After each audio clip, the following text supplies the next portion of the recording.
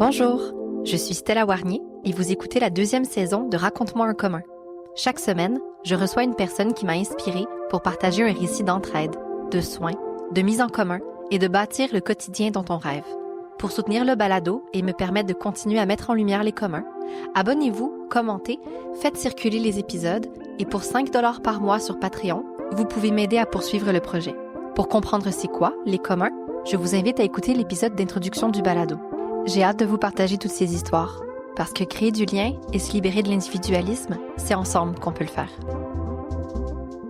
Une entreprise de communication qui devient une coopérative de travailleuses, qui reverse 1% de ses profits annuels à des OBNL, qui a adopté le salaire unique pour ses employés et qui n'accepte que des mandats pour des causes sociales et environnementales, c'est le pari qu'ont fait les membres de Bleu Forêt.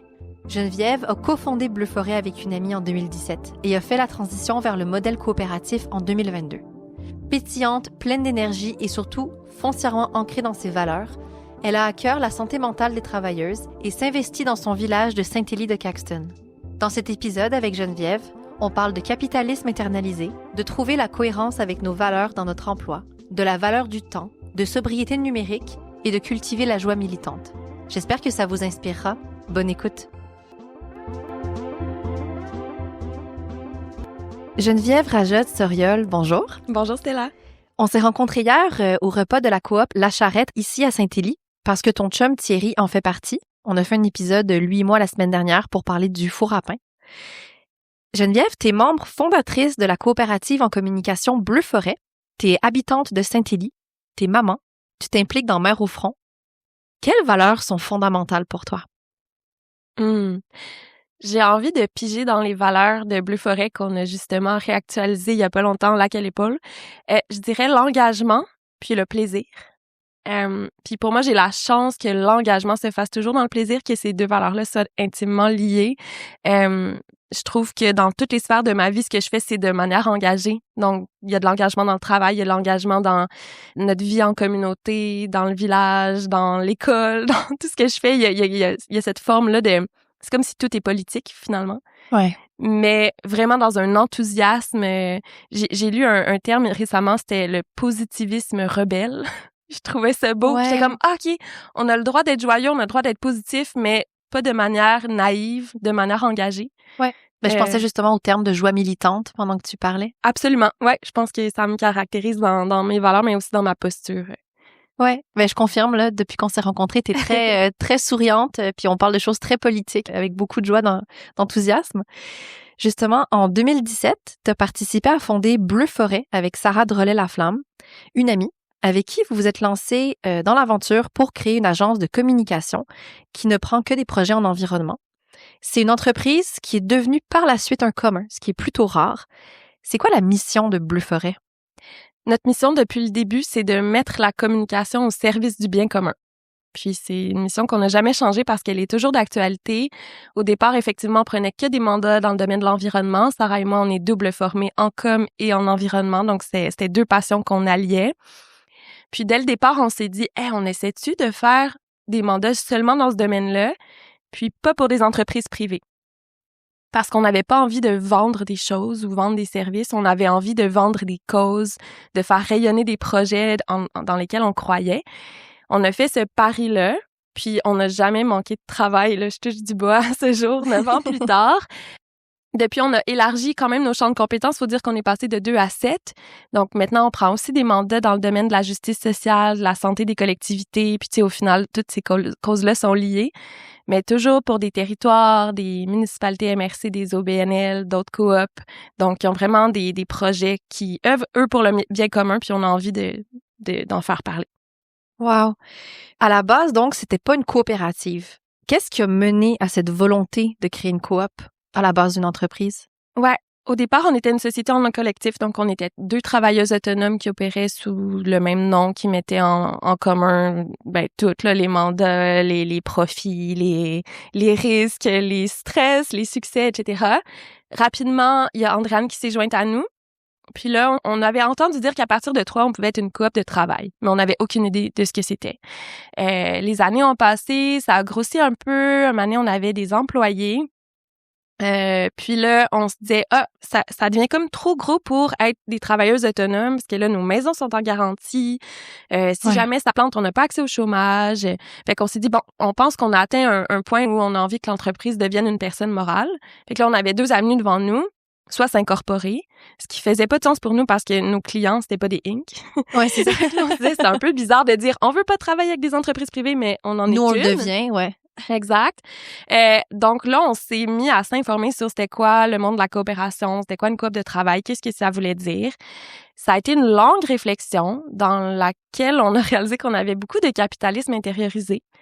Parce que là, ça impliquait de dire, bon, si on devient une coop, puis qu'il y a des nouvelles personnes qui se joignent à la coop, ben elles vont avoir autant de pouvoir décisionnel que nous.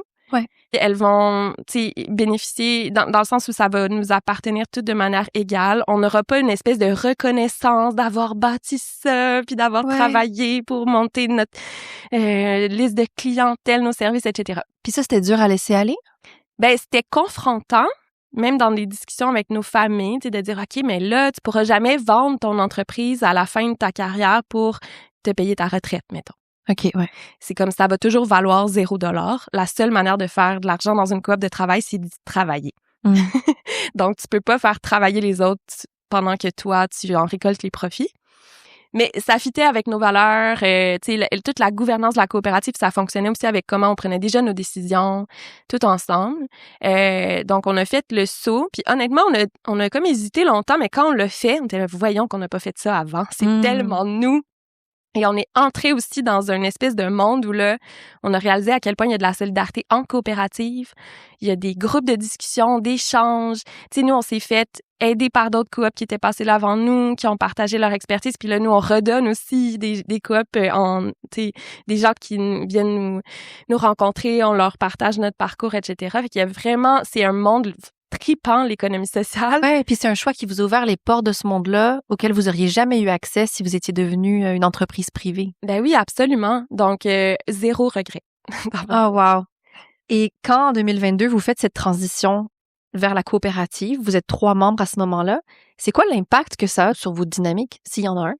Très peu. Très peu parce que, comme je disais, on prenait déjà nos décisions ensemble, on a toujours redistribué toutes les revenus de la coop également entre les membres, peu importe s'il y en a une qui va rapporter plus de mandats parce qu'elle va faire plus de développement des affaires ou peu importe les tâches. Donc, ça a pas changé grand-chose. Ça a comme officialisé des choses qu'on faisait déjà. Je dirais que là où les ajustements sont plus arrivés, c'est quand on s'est mis à intégrer de nouvelles membres, justement. Il y a 4 nouvelles personnes qui se sont jointes à nous depuis cette aventure-là. Il y en a 3 qui étaient des travailleuses autonomes, justement, qui travaillaient en communication dans le domaine de l'environnement ou connexes. Puis, en fait, on est tombé en amour à chaque fois avec ces personnes-là. On n'a jamais eu l'ambition de grossir. Puis, tu sais, là, on est 7, puis j'ai envie de dire, là, c'est terminé, on sera jamais plus. Mais en fait, c'est tout le temps qu'on tombe en amour avec quelqu'un. Puis que c'est mutuel. On se met à travailler avec une personne qui travaille dans le même domaine. Puis là, la synergie est tellement le fun. Puis là, cette personne-là, je pense qu'elle a fini par se dire, crime, c'est donc bien cool d'avoir une équipe. Je préfère partie de cette équipe-là, ben oui. Ouais, exact. Fait que là, on se fait un contrat de mariage et la personne devient membre. Ça vient aussi avec des discussions intéressantes de dire justement, ben là, si la personne elle a des clients qui sont des entreprises privées, par exemple, bon, ben, est-ce que tu serais prête à laisser aller ces clients-là? Mais en même temps, on est une coop. Fait que si toi, c'est important pour toi, ben, t'as le droit aussi de nous dire que, hey, non, je pense que, tu sais, je veux dire, c'est une discussion. Ouais, parce que c'est ça aussi avec les communs, c'est que les communs évoluent, se réimagine constamment, change dans le fond. Puis c'est d'accepter cette mobilité-là et ce changement-là.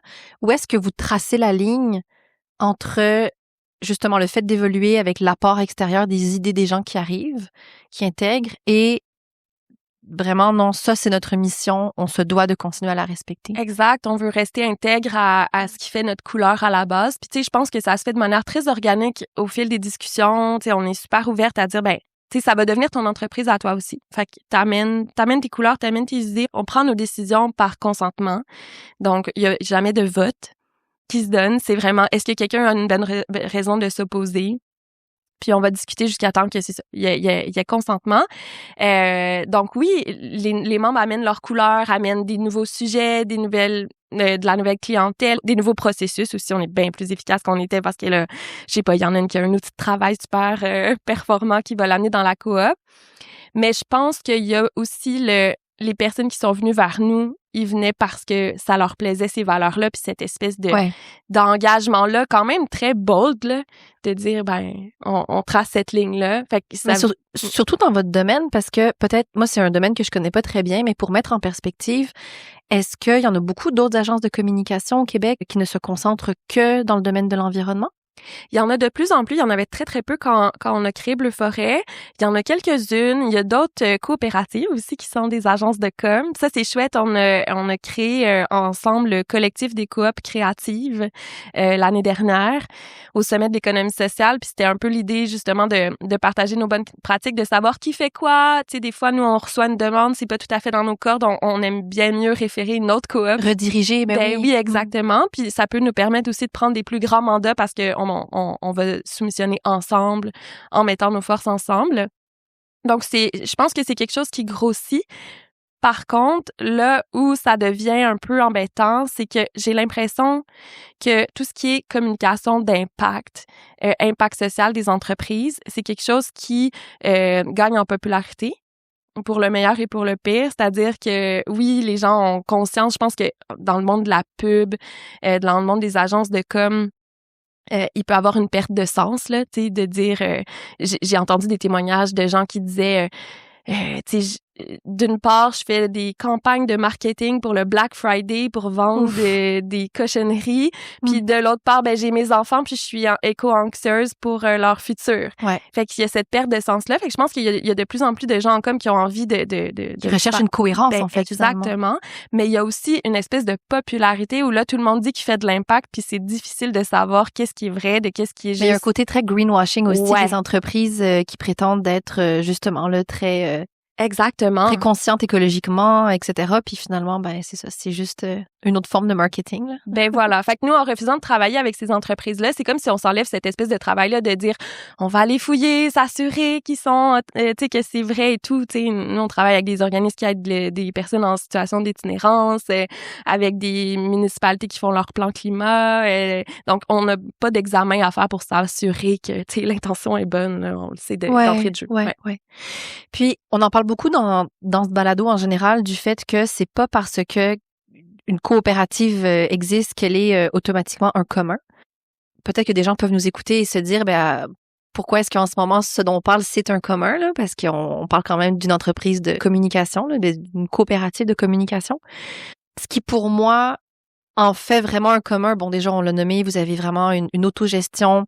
Vous êtes 7 travailleuses qui décidaient ensemble, qui prenaient ensemble les décisions. Et surtout, vous avez décidé depuis 2025 d'instaurer un salaire unique. Mm-hmm. Est-ce que tu veux en parler? Ouais. Cette idée-là, elle vient de Solon, l'organisme Solon à Montréal, qui avait fait une publication sur LinkedIn que j'avais vu passer sur le fait qu'eux avaient instauré le salaire unique.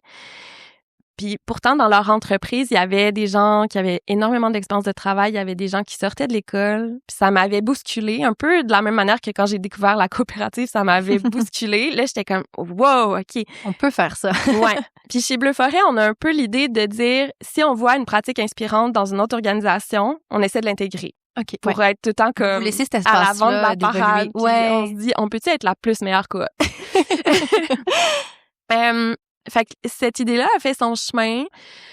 Au moment où on a intégré le salaire unique, on avait déjà la transparence salariale, évidemment, comme on prend toutes les décisions ensemble. Donc, il y avait 3 échelons de salaire. À ce moment-là, il y avait seulement 2 échelons qui étaient activés, disons. On n'avait plus de poste de technicienne. Donc, c'était facile pour les membres de dire « Ah, ben oui, ramenons tout le monde sur le même salaire. » C'est-à-dire il y a personne qui veut diminuer de salaire, fait qu'on va prendre des personnes qui sont sur le 2e échelon puis on va les ramener au 1er échelon parce qu'on connaît ces personnes-là puis on a envie qu'ils gagnent la même chose que nous. Malgré tout, ça voulait quand même dire que bon, l'augmentation de salaire qu'on espérait avoir, ben là, on allait peut-être pas se l'octroyer parce que justement, on allait piger là-dedans pour ramener tout le monde égal. Mais là où ça bousculait plus, c'est qu'on se disait, OK, ben là, c'est bien beau de le faire en ce moment, mais là, on va mettre une règle qui va être pour toujours. Donc, si l'année prochaine, on décide d'engager une personne justement qui sort de l'université, ben cette personne-là va gagner le même salaire que nous qui avons 10, 12 ans d'expérience de travail. Ouais. Et c'est là où il a fallu faire comme, OK, ben là, c'est-tu justement du capitalisme intériorisé ou de la méritocratie, des croyances que j'ai? Puis on s'est vraiment questionné sur, dans le fond, c'est quoi la valeur du travail? Il y avait 2 choses, je pense, qui a convaincu les membres. La première, c'est de se dire, ben, ça nous choque les inégalités dans la société. Fait que si on essaie d'être dans la coop une micro-société de rêve, fait que si on aimerait qu'il y ait moins d'inégalités à l'extérieur, ben est-ce qu'on est capable, nous, de l'incarner? Puis l'autre chose, c'est que on s'est dit, ben, c'est pas vrai que il y a seulement les tâches à haute valeur ajoutée qui sont importantes dans la coopérative, dans l'entreprise. De la même manière que dans la société, on pourrait pas avoir juste des médecins, des ingénieurs, des avocats puis des joueurs de hockey. Ça prend des gens qui ramassent les poubelles, ça prend des éducatrices dans les CPE, ça prend des profs dans les écoles, des infirmières, etc. Donc, dans la coop, c'est la même chose. On peut pas que vendre des services de stratégie puis trouver des slogans catchy pour des campagnes puis développer des belles images de marque. Il faut aussi faire les payes, faire les impôts, organiser les CA puis la GA, s'assurer qu'on a de la sécurité informatique, etc. Ouais, donc en fait, c'est que les tâches effectuées par les unes permettent aux autres d'effectuer leurs tâches à elles. Donc, tout est complètement relié et interdépendant. C'est le pot commun. Tout le monde met ses forces puis ses compétences dans le pot commun. Donc, ce pot commun-là, ensuite, on le redivise de manière équitable. Ouais. Puis, peut-être pour le préciser, c'est pas un salaire annuel unique. Non. C'est un salaire horaire unique. Un taux horaire unique. C'est-à-dire que vous avez toutes le même taux horaire. Vous travaillez 25 heures par semaine, complètement en télétravail. On reviendra là-dessus parce que c'est assez chouette la manière dont vous prenez soin les unes des autres. Mais rien n'empêcherait quelqu'un de travailler 30 heures par semaine, par exemple, pour aller chercher un petit peu plus de sous. Oui, c'est vraiment difficile de dire c'est quoi la formule la plus équitable possible pour tout le monde. Donc là, on a tranché sur le salaire unique, mais on n'a pas toutes les mêmes vies. Il y en a qui ont des enfants, il y en a qui n'ont pas d'enfants, il y en a qui habitent en milieu urbain, d'autres en... Tu sais, moi, j'ai acheté ma maison avant la pandémie, j'ai cette immense chance-là. Ouais. Donc, effectivement, c'est là où on peut avoir une influence sur notre salaire annuel, c'est de dire, ben, on vise à peu près 25 heures semaine. On est fermé le vendredi officiellement pour nos clients, mais si un moment donné, quelqu'un a envie de travailler du 32 heures, puis de donner un petit boost parce qu'il y a un projet de réno, je sais pas quoi, ou une bad luck, ben on met en place aussi d'autres systèmes, une espèce de filet, évidemment, là. Mais c'est ça. On a trouvé le salaire horaire comme, disons, compromis pour être égalitaire, tout le monde ensemble, mais ça pose aussi des questions sur la productivité, puis vous avez le droit, là, un moment donné, de pas filer, puis de faire une journée qui est pas productive, là. Vous êtes payé pareil, puis dans un vortex où tu t'es mis à lire plein d'affaires pour un mandat, puis là, tu t'es comme égaré, ça compte, là. Si on était dans un bureau, on travaille 25 heures concentrés en télétravail, ça équivaut probablement à 35 heures dans un bureau. Moi, je le vois quand je travaille à la maison versus au travail en présentiel. La quantité de temps qu'on passe à se parler à la machine à café, à aller jaser, et c'est très cool, là, c'est le fun, ce social-là, mais on oublie souvent que justement en télétravail, il y a une forme de culpabilité qui vient avec la manière dont on a intériorisé le rapport au travail. On a l'impression que même si on n'est pas surveillé, on se surveille nous-mêmes. Exactement. Que là, c'est notre propre entreprise, puis on veut pas péter les heures des projets, etc. Mais on a le droit de péter les heures de projet, là. On a le droit d'avoir des idées folles, et accepter ensemble que, hey, on jusqu'au bout de cette idée. On charge pas plus cher au client, on le prend sur nous, tu sais. C'est ça. On encourage aussi, des fois, c'est comme, hey, je tombe en amour avec eux, ils ont tellement peu de budget, mais là, j'ai vraiment envie qu'on le prenne, puis, tu sais, ça m'est arrivé il y a 2 semaines. J'ai comme, leur budget est ridicule, là, je sais pas, mais j'ai vraiment envie de le faire. Puis là, c'est comme, l'équipe fait, hey, ça va, là. C'est correct que des fois, il y en a des mandats de même, t'as vraiment envie de le faire, go. Ouais. Ça me soulève tellement de questions ou de réflexions, cette histoire du taux horaire unique, parce que quand on y pense, décider ensemble que 1 heure a la même valeur pour tout le monde, c'est un peu la base, dans le sens que c'est un peu fou quand on y pense de se dire, ben, 1 heure dans la vie d'une personne a plus de valeur qu'1 heure dans la vie d'une autre. Ouais, absolument. Alors que, je veux dire, le temps, c'est finalement le temps qu'on passe ici, c'est notre vie. Tu sais, c'est comme, je pars dans quelque chose peut-être d'un peu philosophique, là, mais c'est drôle que ça soit aussi confrontant dans la société dans laquelle on est, dans notre système capitaliste, l'idée de dire que la valeur du temps elle est la même pour tout le monde. Ouais, mais t'as raison, tu me fais réaliser que s'il y a bien quelque chose qui est égal pour tous les humains, c'est bien 1 heure. Mais c'est ça, c'est Ouais. ça. Puis au final, passer 1 heure au bureau, c'est 1 heure qu'on passe pas, je sais pas, avec un membre de la famille qui a besoin de nous, avec un ami qui a besoin qu'on l'écoute. C'est 1 heure qu'on passe pas dans la communauté en train de s'impliquer. Et l'idée d'accorder une valeur au temps, tu sais, je pense que quand on le ramène à ça, ça nous sort de l'espèce de perspective où on se dit, ben là, attends, c'est quand même étrange de dire que on met tout le monde au même niveau par rapport à l'expérience, par rapport aux années d'études, par rapport à tout ça. Et quand on vient le ramener à cette question-là du temps, finalement, de la valeur du temps, c'est une toute autre perspective. Ouais, vraiment. Puis tu sais, advenant le fait qu'on implique une membre qui serait, c'est ça, qui sortirait de l'école, ben tu sais, si jamais on tripe sur cette personne-là, ça va être parce que on juge qu'elle va amener des idées nouvelles, qu'elle va amener un bagage différent et tout ça, puis ça va avoir une valeur. Exactement. Ouais. Même si elle a pas 10-15 ans d'expérience, si vous avez envie de collaborer avec cette personne, c'est de toute manière parce que vous avez jugé que ça apportait quelque chose. Exactement. Puis là où je pense qu'on peut avoir des opinions divergentes sur la question, c'est justement sur cette question-là de dire, mais quels sont les besoins des uns et des autres? Puis j'ai eu une discussion super intéressante dans un épisode avec Gab de la ferme de la Dérive, parce que eux ont fait le choix de la redistribution salariale en fonction des besoins de chacun. Par exemple, Gab expliquait que lui a la possibilité de travailler l'hiver comme chercheur grâce à son niveau d'études, et il le fait de manière à pouvoir se verser un salaire soit minimum, soit inexistant pendant l'été, et pouvoir prioriser que d'autres personnes à la ferme, qui ont peut-être des besoins particuliers, ce genre de choses, puissent recevoir un salaire plus élevé, malgré le fait que peut-être qu'ils contribuent moins d'heures pendant l'été. Vous êtes tous en télétravail. On en parlait un petit peu hier, mais c'est sûr que le loyer de ta collègue, on va dire à Montréal, versus le prix de ta maison achetée avant la pandémie à Saint-Élie, fait en sorte que vos besoins en termes financiers ne sont pas les mêmes.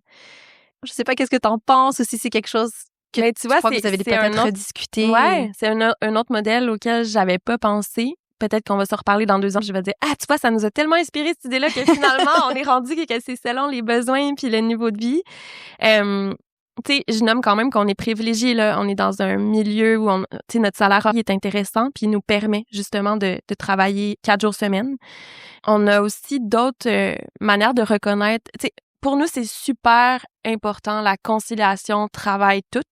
Dans le tout, je mets J'aime famille. ça que tu dis ça. Non, parce que moi, par exemple, j'ai pas d'enfants, Ouais. tu sais. Puis des fois, quand on parle de concilier travail-famille, je me sens comme si Ouais, mes t'avais pas le loisirs droit. à moi ou tu sais, juste prendre le temps de prendre soin de mes amis, par exemple, ne rentrerait pas là-dedans. Donc, Exactement. on concilie travail-tout. Travail-tout. On a des membres qui sont aux études, on paye les études.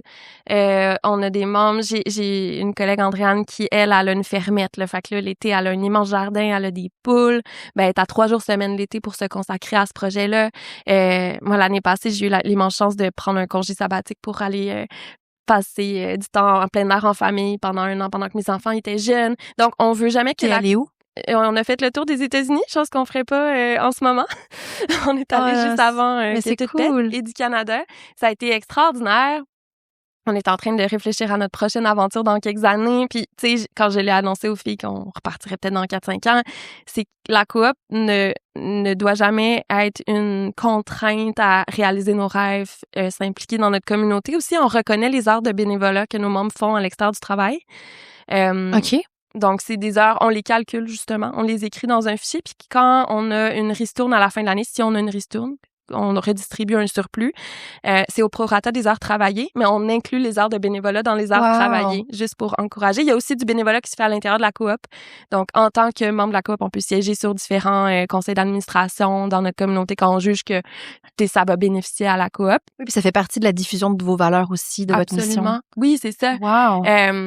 Mais puis c'est ça, fait que travail tout, c'est ça, bénévolat, famille, etc. On a un horaire flexible aussi en travaillant 25-27 heures semaine. Ben ça permet justement de, je sais pas, il y a une activité dans la classe à ma fille, ben j'y vais, puis je peux reprendre des heures le vendredi, les reprendre en soirée, ou juste accepter d'être payé 22 heures cette semaine-là aussi, ça peut. Ouais.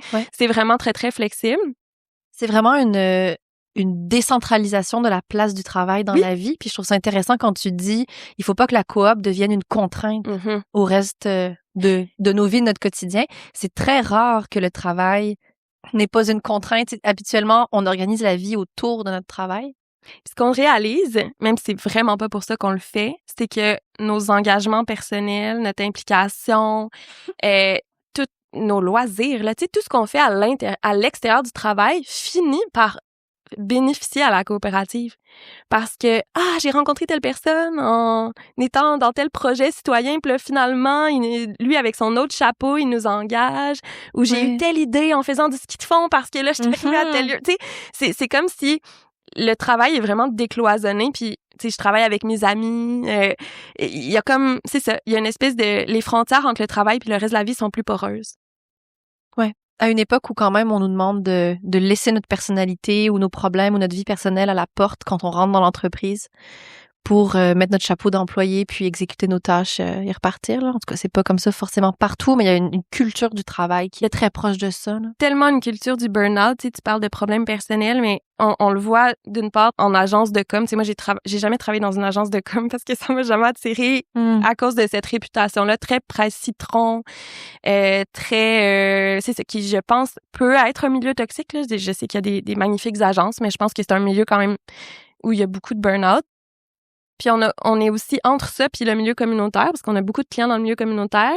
On sait qu'il y a tellement de burn-out aussi. Ben oui, vraiment l'épuisement militant, tu sais, il y a les coupures de budget partout, c'est beaucoup un milieu porté par les femmes. On va juste appuyer sur le fait qu'elles sont dévouées, etc. Ouais. Et je pense que nous, ce qu'on fait en étant une coop de travail, ben notre ressource première, c'est les travailleuses.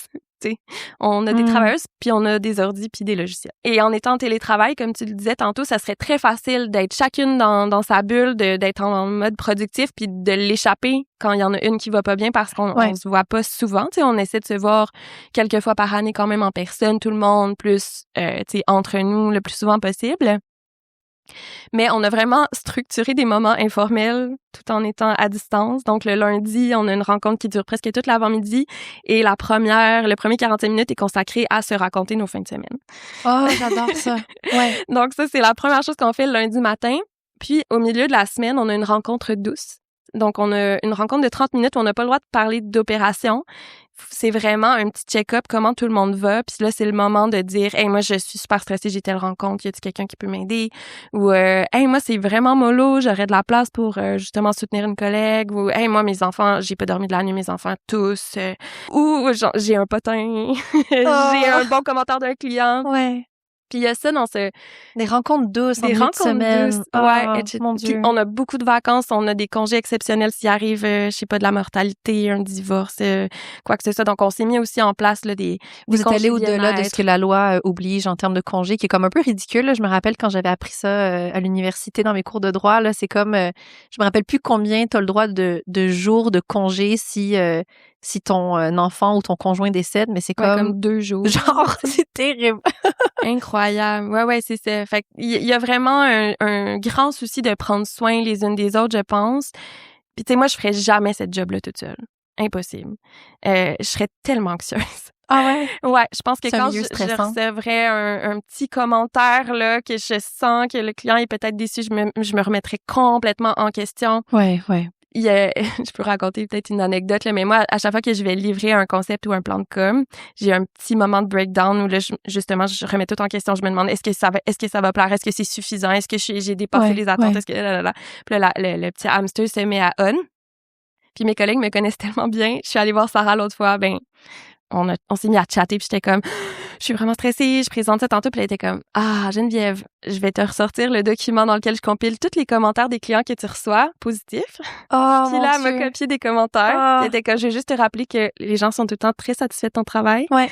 Puis c'était comme mon Dieu, merci. Tellement dur à déconstruire la manière dont on attache notre valeur personnelle au feedback qu'on reçoit au quotidien. Mais moi, je suis pareil, là, je veux dire, lundi, je reçois un commentaire positif, je suis sur le toit du monde. Mardi, je reçois une critique, puis je suis comme, ça y est, je dois revoir ma manière complète de faire les choses. Tu sais, c'est dur, là. Exactement. Puis à l'inverse, ça nous est arrivé que une travailleuse se rende un peu malade dans une relation client qui se passe pas du tout bien. Puis l'équipe décide de mettre la relation parce qu'on voit bien que la travailleuse est pas bien, elle se fait du mauvais sang, puis on est comme, hey, on subit pas. Le soin est venu de la part de l'équipe. Ouais, puis c'est comme, hey, ça peut même être une autre personne qui va faire l'appel pour expliquer la situation parce que c'est malsain. On veut pas que tu portes ce poids seul. Ouais, fait que ce filet-là, et moi, je pourrais pas m'en passer. Mon Dieu, ça donne le goût dans la communication aussi. J'avais le goût de parler de la sobriété des communications parce que on sait que le numérique a un coût environnemental qui est important. Comment est-ce que vous intégrez ces considérations-là? Tu me disais tantôt que vous avez déjà envoyé des lettres par la poste pour inviter à un événement plutôt que de faire de la publicité sur des arrêts de bus. On les a postés cette semaine, fait que je peux pas encore te dire si ça fonctionne bien, mais moi, je m'imagine être la personne dans son bureau qui reçoit une invitation un peu mystérieuse par la poste dans une enveloppe, puis je suis comme super excitée. J'aimerais ça voir leur réaction. Du vrai courrier qui n'est pas des factures, c'est juste exceptionnel. Ouais, dans cette campagne-là, on a décidé de, justement, tu sais, c'est une campagne qui veut faire prendre conscience des gens des stéréotypes qu'ils ont envers les femmes dans des milieux traditionnellement masculins. OK. Puis on trouvait qu'il existait déjà des campagnes avec de l'affichage, des petites vidéos, tu sais, qui étaient plus numériques, etc. Puis on était comme, ben, tu sais, comment on peut faire quelque chose de différent? Puis pour avoir une prise de conscience sur des stéréotypes, tu peux pas juste scroller, voir un post Instagram puis vivre une prise de conscience. Tu sais, en tout cas, il faudrait que ça soit vraiment bien fait. Ouais.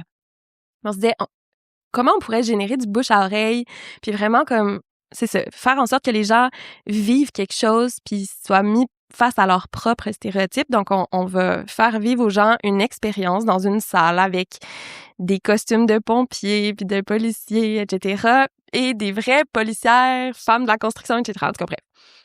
Wow! C'est super créatif. C'est ça, on s'est dit, on va faire quelque chose en personne pour que les gens se parlent puis qu'on soit pas dans la confrontation puis dans « Hey, moi, j'en ai pas des stéréotypes » ou « là, là, là, là, là ». Tu sais, là, ça va être comme humain. C'est plus difficile d'être des trolls enragés quand sur Internet, c'est ça. Déjà. Puis on était comme « En plus, on va les inviter par la poste ». Donc, c'est le genre de choses qu'on veut faire de plus en plus. Là, tu sais, les communications analogues sont quand même à la mode, là, le retour à les gens sont des fatigués de leurs écrans. Là. C'est ça. Moi, j'ai envie de faire un zine dans un projet. Ça serait j'adore. Ouais. En tout cas, sûrement cette année, on va faire un zine un moment donné. Mais sinon, on essaie beaucoup d'appliquer à nous notre propre médecine, tu sais, que les bottines suivent les babines. Notre site Internet est méga sobre. Il y a une empreinte, tu sais, il est hébergé au Québec. Il y a même pas de cookies, là. Il y a pas d'affaire d'accepter des cookies quand tu vas sur notre site parce qu'on veut même pas les collecter, vos données.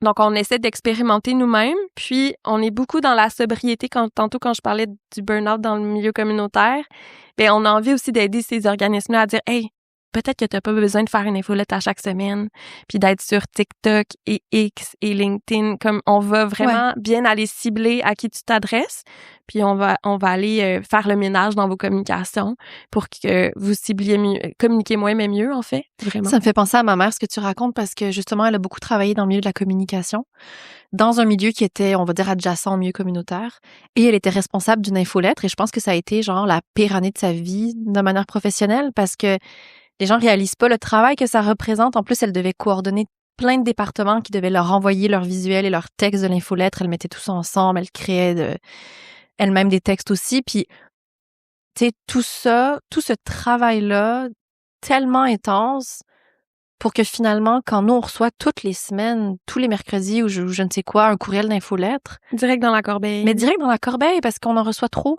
On n'a pas le temps de lire ça, tu sais. Fait que peut-être que si c'était envoyé une fois par mois à la place, puis qu'on trie un petit peu mieux l'information, tu sais, la quantité n'est pas synonyme de qualité, puis à un moment donné, on est tellement bombardé d'informations qu'on n'en a pas besoin. Puis on a cette fausse croyance-là, je pense que la quantité va plaire à l'algorithme, alors que c'est quand même beaucoup la pertinence, le niveau d'interaction. Fait que c'est, tu sais, informez-vous sur qu'est-ce qui plaît à votre clientèle, justement, dans votre infolette. C'est qui le public cible? Qu'est-ce qui a envie de... Tu disais tout à l'heure, en termes de sobriété, hors micro, là, mais tu me disais quelque chose, je pense que c'est pas nécessaire d'être sur l'ensemble des réseaux sociaux. Ouais, c'est ça. Nous, on a quitté Meta l'année passée. Bleu Forêt. En tout cas, on a pris une pause, le temps de regarder ce qui se passait, puis la pause se prolonge.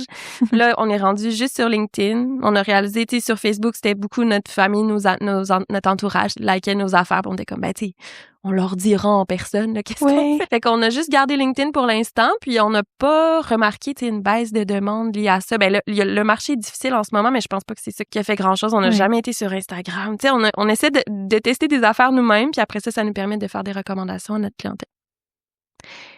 Geneviève, j'ai envie de te demander, qu'est-ce que ça éveille en toi quand on parle de commun? Je pense que c'est la notion de partager. C'est beaucoup ça. Tu sais, dans la COP, tantôt, je disais, on va partager notre stress, nos succès, nos forces ensemble, nos complémentarités. Mais ici, à Saint-Élie, si on peut sortir un peu de Bleu-Forêt, je trouve que il y a vraiment cette culture-là de mettre en commun tout ce qu'on peut, d'entraide, on le sait que ça prend un village pour notamment élever des enfants. Ici, on est chez ma voisine en ce moment. Il y a un trou dans la clôture entre nos deux cours. On se prête nos voitures, on s'échange de la farine. Le trou dans la clôture, c'est pour que les enfants circulent, j'imagine? Ouais, parce qu'il y a le trampoline, nous, on a une petite cabane, donc ça permet qu'ils se promènent en sécurité. Tu sais, si il y a un parent qui arrivera pas à l'heure au service de garde, ben, hey, y a-t-il quelqu'un qui peut aller chercher mon enfant en 2 secondes? C'est sûr que quelqu'un dit oui. Donc, c'est vraiment dans, cette entraide-là qui nous rend tellement la vie plus douce, là. Tu vivais où avant? Ça fait 9 ans que je suis en Mauricie. Avant, j'ai été à Montréal, puis j'ai grandi en banlieue. Donc, c'était vraiment pas du tout ça que j'ai connu. Moi aussi, j'ai grandi en banlieue, puis je me demande si des fois ça... C'est drôle parce que j'ai parlé de ça dans un épisode aussi avec Zornitza à Rimouski, justement du fait que grandir en banlieue a peut-être éveillé en nous cette espèce de désir de connexion avec les autres et de rebâtir communauté, parce qu'il y a rien de plus individualiste et consumériste que la banlieue. Je veux dire, les banlieues ont été design justement pour favoriser la consommation. Ah ouais, moi je pense c'est comme inhumain. C'est comme le pire des deux mondes. Puis tu sais, je pense que les banlieues sont en transformation. Alors je sais qu'il y a de plus en plus, je pense, des milieux de vie là à l'intérieur des banlieues, mais pour moi c'était un peu le pire des deux mondes entre la ville puis la campagne. J'ai adoré vivre en ville, de faire tout à proximité, d'être impliquée dans des projets, etc.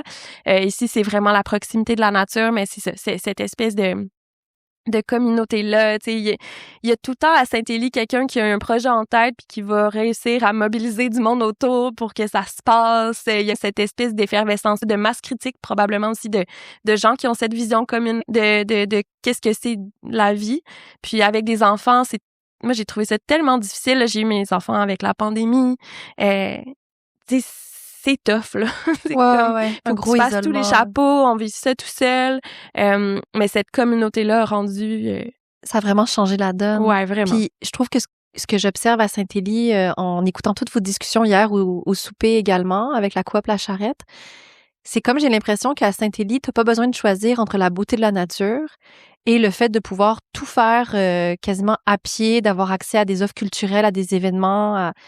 C'est quand même rare aujourd'hui au Québec, dans des villages, qu'on a une telle offre, une telle possibilité d'avoir du plaisir, d'avoir des événements, d'avoir de la communauté, tout ça, comme que ça soit super culturel, mais aussi qu'on soit en campagne. Ben oui, je peux aller acheter de l'avoine bio en vrac à 2 minutes à pied de chez nous. Mais moi, c'est ça, je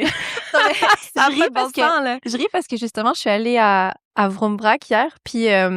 je voyais un peu les produits qu'ils avaient, puis il me dit « Ah oui, on a plein de viande végane qui viennent du paradis végétarien. » Tu sais, qui est comme sur Saint-Denis à Montréal. J'étais comme « Oh mon Dieu, vous êtes vraiment cool! » Ouais, c'est extraordinaire. Je pense que c'est pas un village qui représente les villages, là. Ouais. C'est quand même une petite bulle exceptionnelle. Ouais. Il y en a quelques-uns. Puis avec les ateliers des savoirs partagés aussi, j'imagine que vous l'avez abordé dans un autre épisode. Oui, on en a parlé un petit peu dans l'épisode avec Guy, puis aussi dans l'épisode avec Maggie des choux gras à Saint-Damien. Oui, exact. Parce que c'est ça aussi qui est intéressant, c'est de voir à quel point les ASP permettent des liens entre les villages, comme ça, là, pour partager les idées, les bons coups, tout ça. Ouais, les communautés de pratique, que ce soit en commun, en village, c'est tellement extraordinaire de pouvoir accélérer des projets parce qu'on bénéficie du parcours que les autres ont traversé. Se sentir moins seul aussi peut-être face aux obstacles quand on se rend compte que tout le monde a ces obstacles-là à un moment ou à un autre dans notre domaine. Là. Ouais, fait optimisme rebelle, là, vraiment. On est là-dedans, là, c'est tellement galvanisant, tout ça. Ouais. Mais Geneviève, qu'est-ce que tu voulais faire quand tu étais ado? Quand j'étais plus jeune, je voulais être biologiste. Parce que je voulais étudier les animaux en voie d'extinction. Puis, ado, là, milieu du secondaire, je voulais être journaliste parce que j'étais curieuse puis j'aimais écrire. Je pense que l'ado en moi serait pas trop déçu de voir où est-ce que je suis aujourd'hui. Tu sais, je pense que j'ai trouvé une espèce de conciliation de tous ces intérêts-là. Ouais. Puis j'ai l'impression que tout est possible aussi. si j'ai justement, là, je te disais, j'ai envie de faire un balado, c'est comme on amène le projet dans la coop puis on fait en sorte que ce soit C'est beau, que ça, ce soit de possible. se dire que on a l'impression que tout est possible. Mm-hmm. C'est quelque chose qui peut très facilement se perdre. En tout cas, moi, je pense que je l'ai vécu un peu l'année dernière dans mon, 9 à 5, métro, boulot, dodo. C'est facile de rentrer là-dedans puis d'oublier que, mon Dieu, c'est juste beau, on est vivant, on est là. Oui, il y a des choses terribles qui se passent politiquement, ça peut vraiment nous affecter, mais on a un pouvoir, en tout cas à notre échelle, dans notre communauté. On peut avoir des idées, des choses comme ça. Puis on parlait tantôt du fait que tu es à peu près dans la mi-trentaine, que tu penses à ta quarantaine, de là où comme on envisage la place des femmes dans la société quand elles passent le cap des 40 ans. Mm-hmm. Mais t'es tellement comme jeune et pétillante et pleine d'idées, de projets. Pas pour toi, là. Ouais, moi non plus, je suis pas inquiète. J'ai envie qu'on redéfinisse c'est quoi la quarantaine puis la place des femmes, parce qu'on nous envoie un peu un message qu'après 40 ans, on est plus bonne, là. En tout cas, quand je travaillais sur justement la campagne avec les femmes en emploi, et j'entendais beaucoup 40 ans, puis j'étais comme, OK, attends un peu, là. Je savais pas que 40 ans, c'était comme une espèce de dead end, là.